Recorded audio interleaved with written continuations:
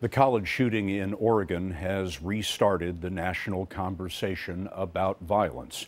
And we have asked several people to give us their views. It's part of a new series that we're starting here tonight called Voices Against Violence. I'm Calvin Butts, pastor of the Abyssinian Baptist Church in the city of New York.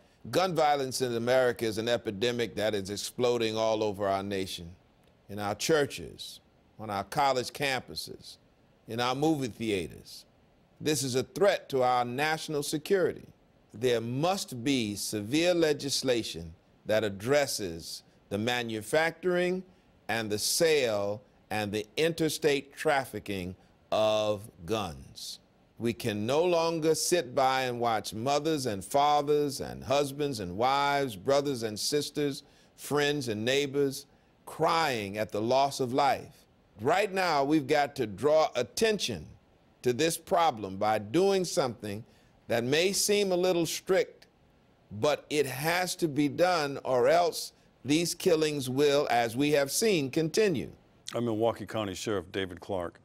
Anytime we have a horrific incident like a mass shooting, these things have a tendency to become politicized. One of the things that I would do to reduce, we're not going to be able to eliminate these entirely, but to reduce the likelihood that there's mass carnage, is to get rid of these gun-free zones. These gun-free zones, theaters, churches, college campuses, elementary schools, are chosen by the perpetrator for a reason.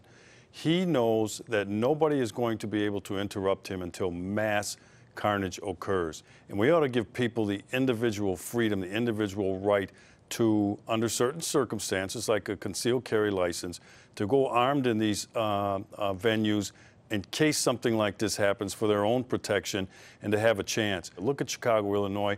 Look at Washington, D.C., the federal district. If gun control really worked, those would be two of the safest areas in the United States. In fact, they're two of the most violent. I'm Dr. Kelly Posner, the founder of a suicide center at Columbia University. 90% of school shooters have well-documented suicidal issues. 30% of shooters actually say that suicide is their motive. So if we screen, meaning ask a few questions, we may be able to find people and get the help they need before things like this happen.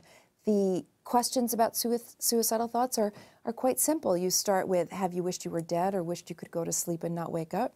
Or have you actually had thoughts of killing yourself? If that's no, you move on. However, if that's yes, then it's tiered. So we can, in a very feasible way, figure out who's really at risk and who really needs help. Imagine that an employee of a gun store, or when somebody goes to get a gun license, all of these places, they could be trained to ask these questions. And maybe somebody who's suffering in silence will be identified before it's too late.